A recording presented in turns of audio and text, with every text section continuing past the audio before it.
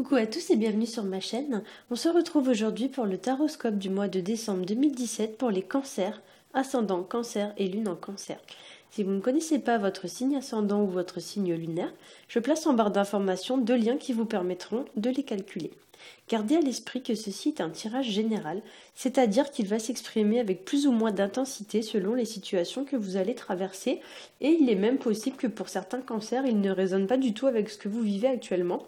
Dans ce cas, je vous invite à visionner les taroscopes de vos signes ascendants et lunaires afin d'avoir plus d'informations. Comme le mois dernier, je vous ai fait un tirage en 3 cartes. La première carte va représenter votre situation actuelle. La deuxième carte va représenter les obstacles que vous rencontrerez au cours du mois. Et la troisième carte représentera l'évolution de votre situation. J'ai ensuite rajouté 2 cartes issues de 2 oracles différents afin d'apporter un complément d'information. La première carte sera issue de l'oracle de Béline et la deuxième carte sera issue du grand oracle de l'amour et elle viendra apporter un conseil supplémentaire sur votre situation sentimentale. Alors, on va commencer tout de suite avec la première carte qui est la carte du mât à l'envers. Le mât, on l'appelle aussi le fou, dans le tarot de Marseille. Donc ici, pour certains d'entre vous, vous pourriez avoir envie de liberté ou alors d'évasion, ou encore avoir, on va dire, la tête dans les nuages ce mois-ci. La carte du fou ou du mât, c'est la carte qui porte le numéro 0. Donc ici, pour certains, vous pourriez avoir envie de repartir à 0 concernant une situation. Le fou, qu'on appelle aussi le mât, ça représente pour certains d'entre vous aussi le fait d'agir ou de réagir sans réfléchir. L'idée, c'est qu'on se lance un peu bêtement dans l'action comme ça, sans aucune réflexion, et que par la suite, on regrette un petit peu. Voilà. Ça peut symboliser aussi l'inertie et la passivité, c'est-à-dire le fait d'être bloqué dans une situation et de ne plus oser avancer ou de ne plus avoir envie d'avancer. Ça peut symboliser également dans certains cas le refus de s'engager dans une relation ou alors le fait de devoir quitter son domicile alors qu'on n'en a pas spécialement l'envie. Par exemple, ça peut être l'idée d'un déménagement forcé, donc en fait on vous met à la porte. Il y a l'idée comme ça, voilà, que le mât il part avec son petit baluchon sur l'épaule et c'est peut-être pas forcément une décision qu'il a prise de lui-même.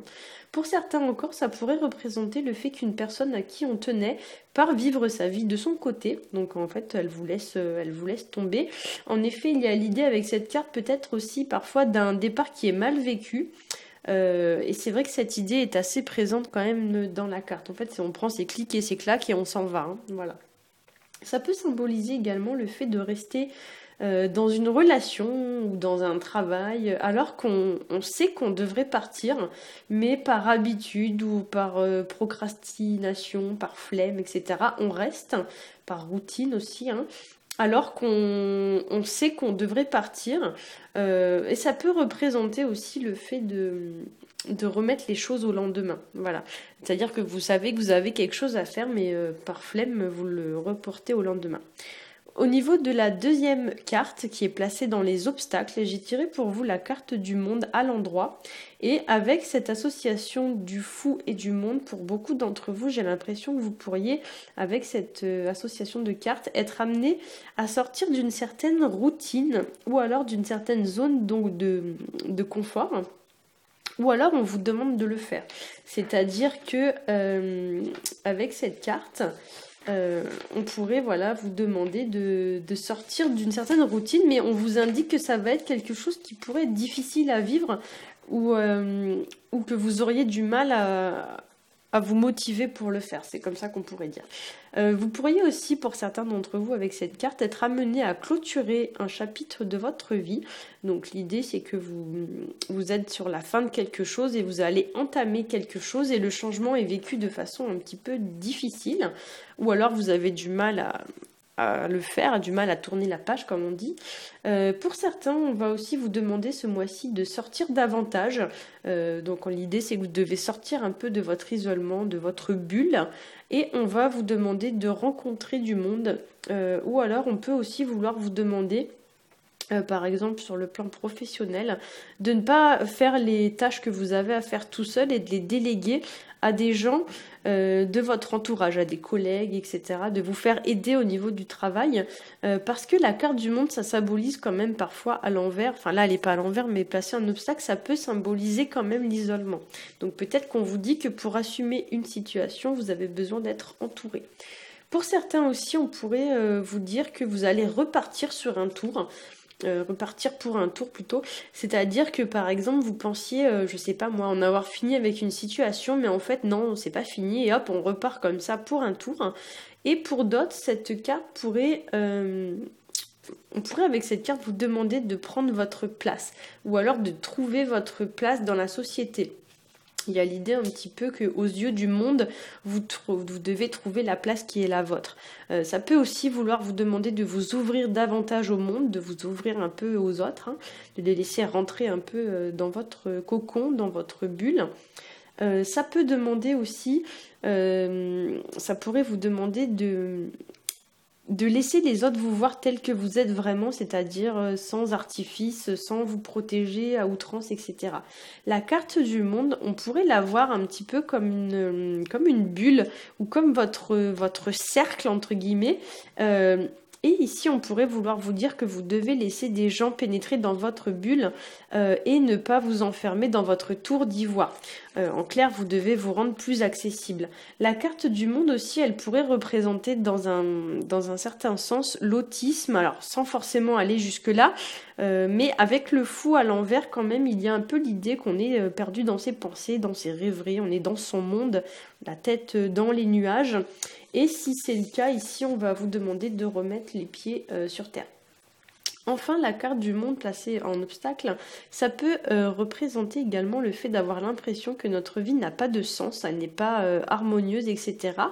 Et ça pourrait représenter aussi pour moi le fait d'être peut-être trop sur la défensive, dans le sens où le cercle qu'on aperçoit autour de la carte du monde pourrait être un peu perçu comme une barrière de protection.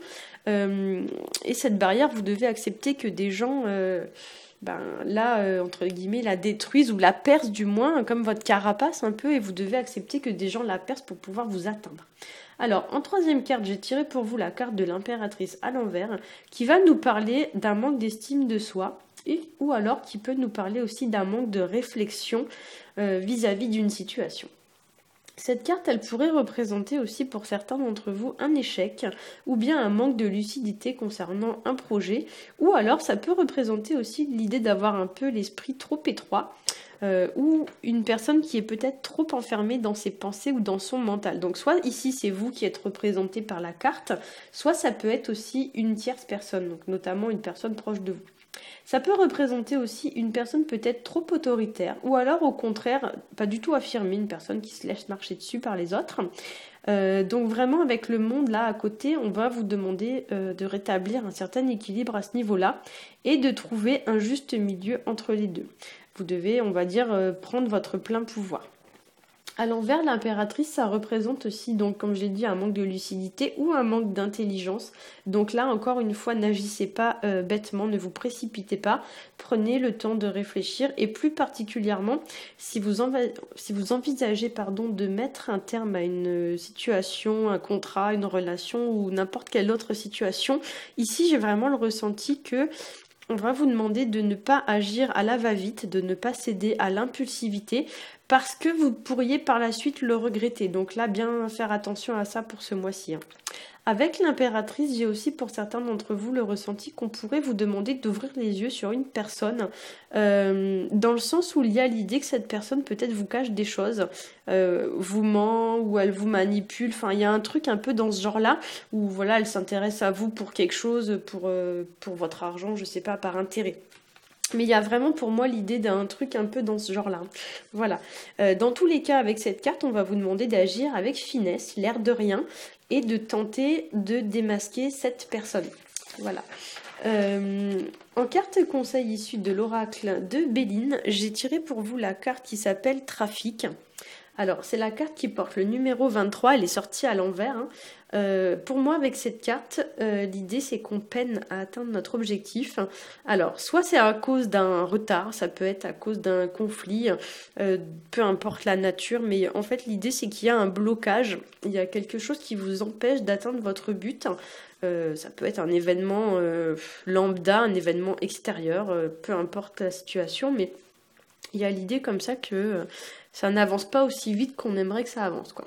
Avec cette carte aussi, pour moi, il y a l'idée que il pourrait y avoir des discussions un peu difficiles, un petit peu houleuses, des petites prises de bec, Ou peut-être aussi pour certains la nécessité soit de marchander, soit de négocier quelque chose, ou bien la nécessité de faire des compromis pour atteindre son objectif. En fait, l'idée c'est que vous allez atteindre l'objectif, mais ça va pas se passer non plus aussi facilement que ça. L'idée c'est que ça va pas forcément vous tomber, on va dire, tout cuit dans le bec. Donc il va falloir faire des efforts. Ça peut représenter aussi le fait de s'adapter tant bien que mal à une situation. Ou alors ça peut représenter, puisque la carte du trafic, ça représente souvent le départ, le voyage, ça pourrait représenter un déplacement ou un éloignement géographique. Pour certains aussi, ça pourrait se matérialiser par une situation qui se dégrade, notamment à cause d'un manque de communication, puisque la carte est tombée à l'envers.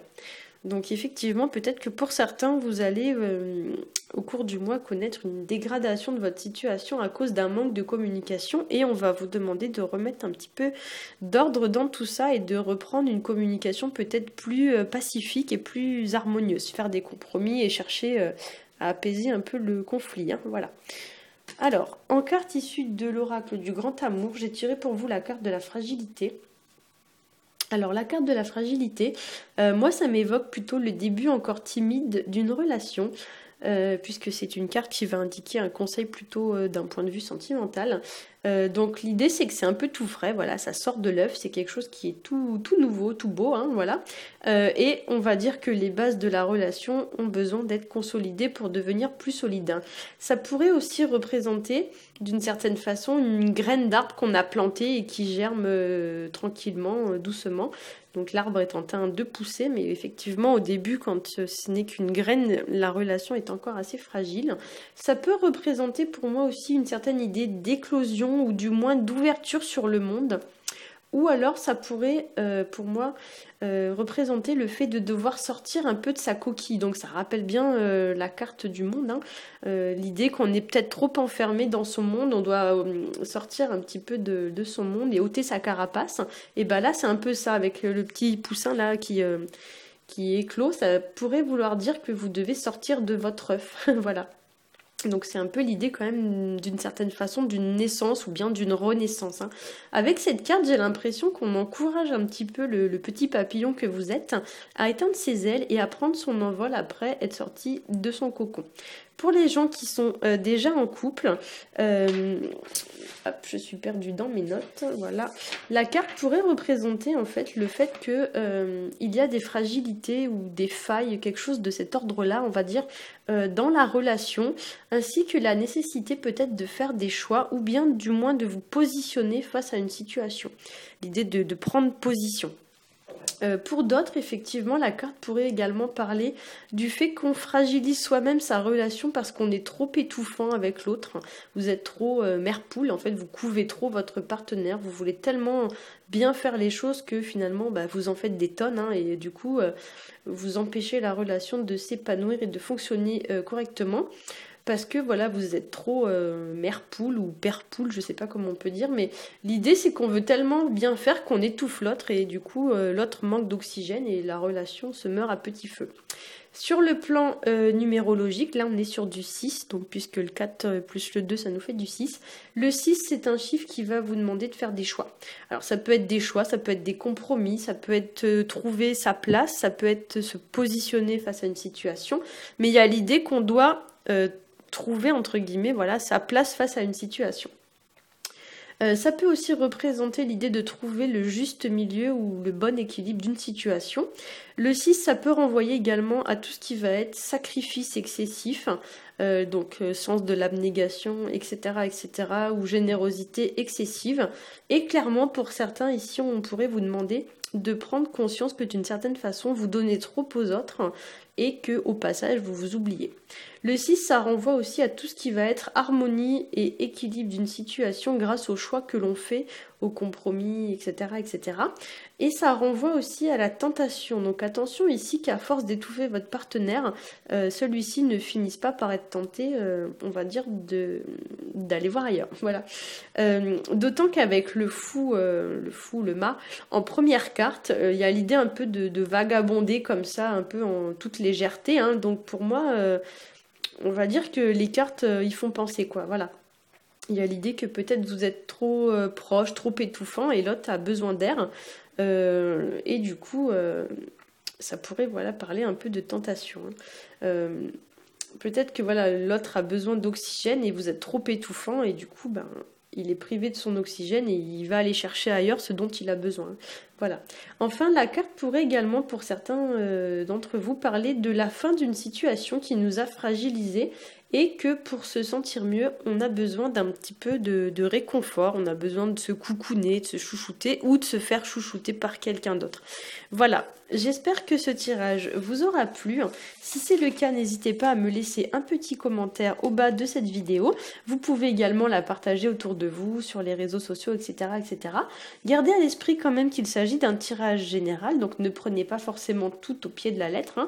Il se peut que pour certains d'entre vous, il y ait des choses qui ne résonnent pas du tout avec votre situation. Dans ce cas-là, prenez uniquement ce qui vous parle et vous laissez le reste de côté. Vous pouvez aussi aller visionner les taroscopes de vos signes ascendants et lunaires pour avoir davantage d'informations. Je vous souhaite une très bonne fin de semaine et je vous dis à bientôt.